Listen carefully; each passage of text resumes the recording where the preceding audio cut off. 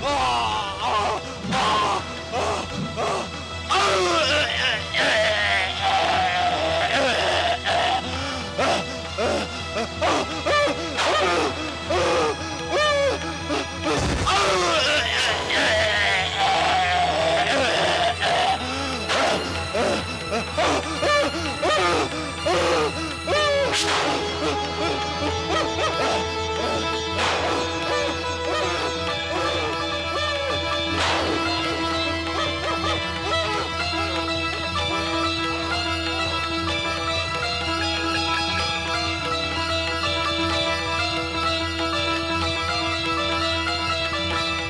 कामांध दुर्मुख, तेरा अपराध ऐसा था कि तुझे तत्क्षण मृत्यु का ग्रास बना देना चाहिए था,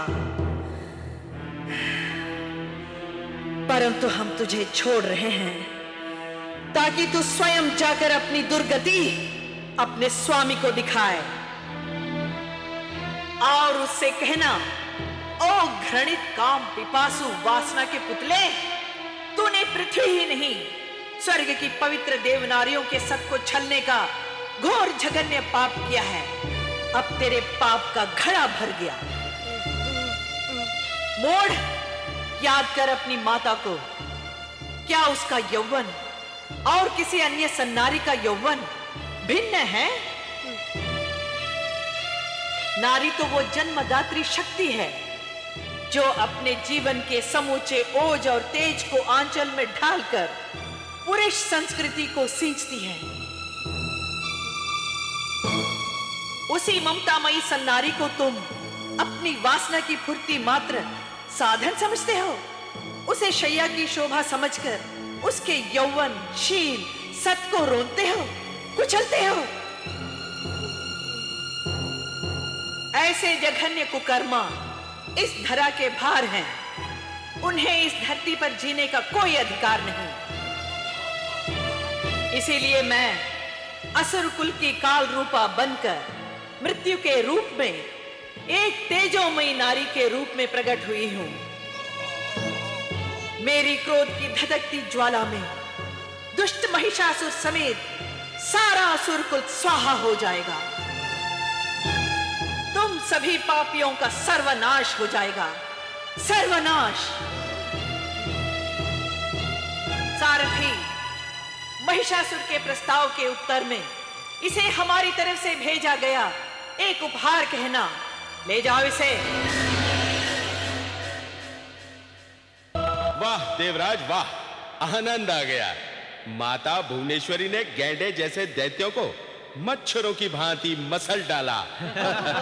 समझो, अब हम देवताओं की दुख की काली घटाएं छटने को ही है। जिन योद्धाओं की शक्ति पर महिषासुर इतना दंभ करता था, वो सारे के सारे योद्धा अनाथों की भांति मृत्यु शैया पर पड़े हैं। निसंदेह आनंद महोत्सव मनाने की घड़ी आ गई है देवेंद्र। देवताओं को पुनः स्वर्ग साम्राज्य मिलकर ही रहेगा। नारायण नारायण। वाह देवताओं वाह, दूर लटकी माखन की मटकी अभी तक टूटी नहीं और माखन खाने के लिए जीवा चटखारे खा रही हैं। नारद जी, अब संदेह को स्थान ही नहीं रहा। स्वयं ब्रह्मा जी ने हमें उस दिन आश्वस्त किया था, संपूर्ण दानव जाति के साथ महिषासुर भी अवश्य मारा जाएगा। और उसके प्रमाण भी दृष्टि गोचर हो रहे हैं। सारे दिग्विजय असुर योद्धा देवी के हाथों काल के क्रॉस बन चुके हैं। देवेंद्र, ये तो मैंने भी देख लिया है, परंतु युद्ध में जय पराजय का निर्णय अंतिम योद्धा के मरने तक नहीं लिया जाता। तो क्या आपको जग जननी माता की भीषण शक्ति पर संदेह है? भ्राताओं, माता की शक्ति पर संदेह का साहस इस नारद में नहीं है, परंतु माता के दिए वचन पर तनिक विचार करो।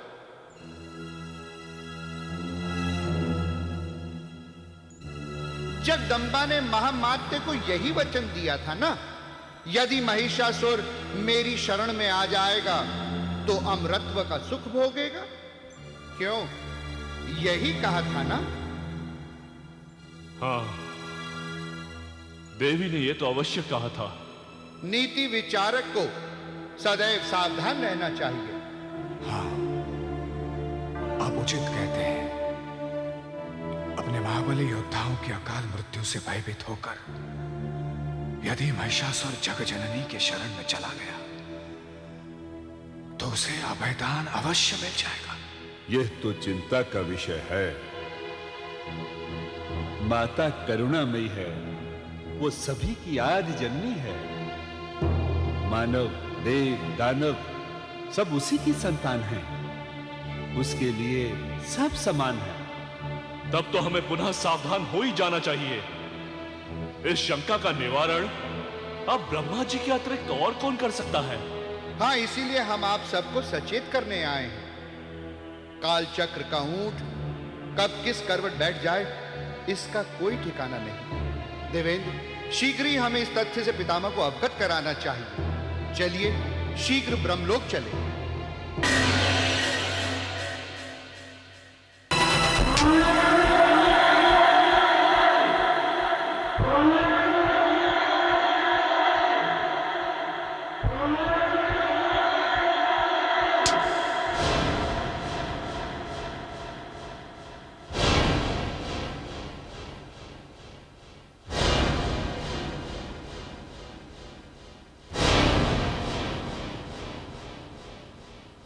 ये दुर्मुख अभी तक नहीं लौटा।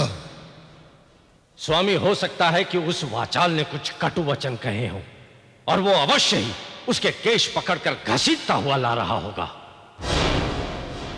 द्वारपाल! जी महाराज। जैसे ही दुर्मुख लौटे तत्काल हमें सूचित करो। हम उत्सुकता से उसकी प्रतीक्षा कर रहे हैं। जो आज्ञा महाराज।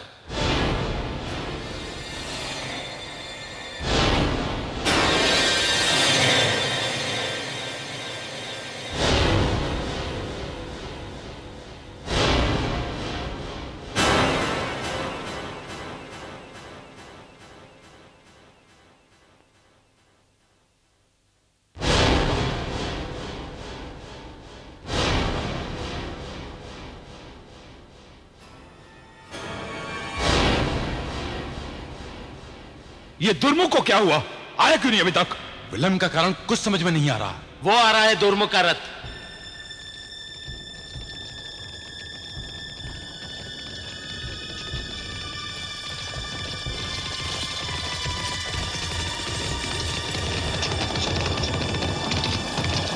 दुर्मुख का रथ तो चला आ रहा है, परंतु उसमें दुर्मुख दिखाई नहीं दे रहा है। कहीं उस मोहिनी के मोहजाल में फंसकर वहीं तो नहीं रह गया?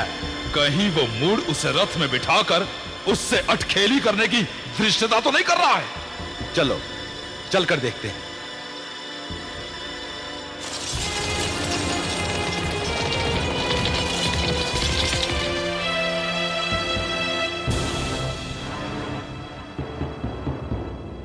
सारथी, दुर्मुख कहां है? पीछे महाराज।